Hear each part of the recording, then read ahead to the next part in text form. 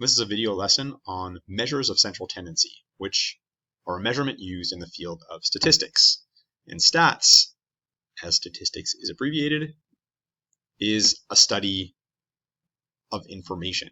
And that information is called data. So before we get into the measures of central tendency, quickly, there are two types of data. The first and most common one that we'll use in this course is called numeric data. This is also called quantitative data. It's because it measures quantities. This type of data contains numbers. So you can have fractions, decimals, whole numbers, it doesn't matter, but numeric data is often a list of numbers. And the other type is called alphanumeric, which is often called qualitative data. And this is anything other than numbers. So it can be words, descriptions. In this case, it's a list of colors. That's nice. So what are measures of central tendency? Well, they're a measure that we use specifically with quantitative, numeric data. And they are measures that talk about the center of the data. That's why we call them central tendency measures. So they let us talk about the data by speaking about its center. And there are three measures that we use for this. There's the mean, the median, and the mode. So in this video, I will take you through what those are and how to find them. First up, the mean. This is what is usually referred to as the average. It has a symbol, which is X with the bar on it, sometimes called X bar. And its formula is that it's equal to the sum of all of your data divided by the number of data that you have. Sum is the math word for adding things up. So in this example, the mean of this data is equal to the sum of the data, adding them all up, dividing by the number of data that you have. So the sum I would find by adding all of these numbers, and the number of data, I would just count them. 1, 2, 3, 4, 5, 6, 7, 8. So when I write this out, I would write 20 plus 40 plus, adding up all the data divided by 8. If you had a really long list, you'd probably want to write 20 plus 40 plus ... plus 34 plus 29. So in this case, you wouldn't save that much time. But if you wrote the first two, the last two, plus ... plus between, you would indicate that you understand how to find this and you don't have to write down, let's say, 100 numbers if there are 100 numbers in your list.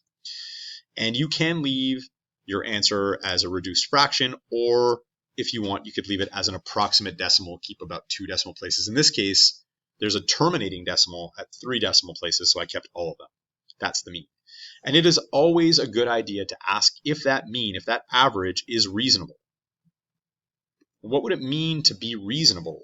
Well, if you look at the data that we have, the lowest number is 20. The highest number is 40. Does it make sense that the average is 30.375? Yeah, I mean, it's in between the highest and the lowest. And if you look at the spread of numbers, there are a bunch of numbers in between. So that seems reasonable. That makes at least general sense. That's good. Number 2, the median. The median is symbolized with this MED, and it is defined as the actual middle number.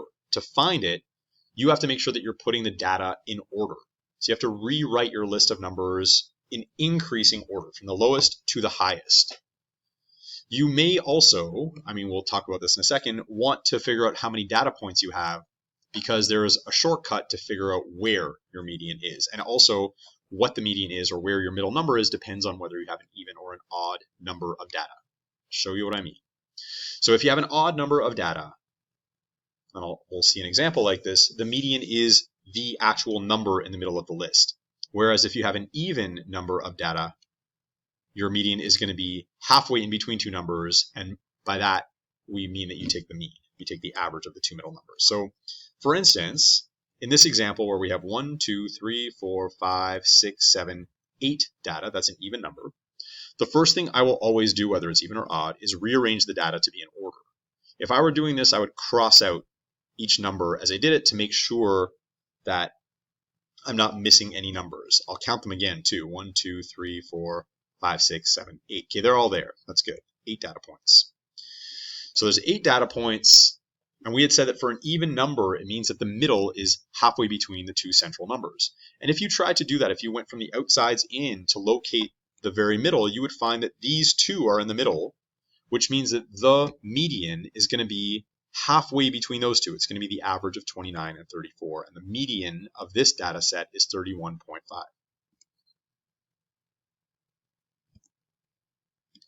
If in this case, where I have 1, 2, 3, 4, 5, 6, 7, 8, 9 data points, that's an odd number. Again, I'll rearrange the data to be in order. I'll recount to make sure that I still have 9. Spoiler alert, I do. So there are 9 data there. Because there's an odd number, if you went from the outside in, crossing off numbers till you got to the middle, you would find that there is one central number. There are 4 numbers on this side and 4 numbers on this side, and one, that actual middle number, is just one number. In this case, the median is 23.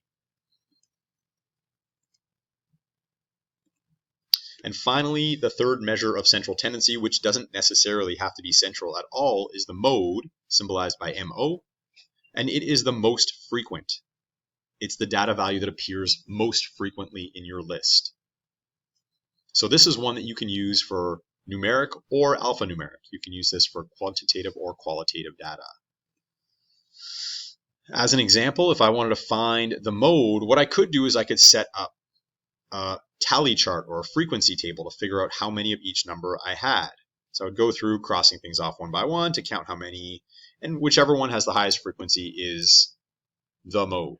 But I mean, you could have just looked at the list and figured out that you had 325s here. That's fine too. You don't have to make this table. You might just be able to see it. You might count them up on your own as a side calculation, and that is fine as well. You could also have, like I said, you could do this for non-numeric data. In this case, the most frequent word in the list is blue, and that's fine. Just a couple of quick words about mode. If you have 2 things that are tied for being the most frequent, then you have 2 modes. If you have 3 things that are tied for the most frequent, you have 3 modes. If you have basically any number of things that are tied, you can have that number of modes unless all of the things are tied. So that means either that you only have 1 of every number, or if you, let's say, had 2 of every single thing. So if all the things in your list were tied, then in that case, you would say that you have no mode. That's it for this lesson.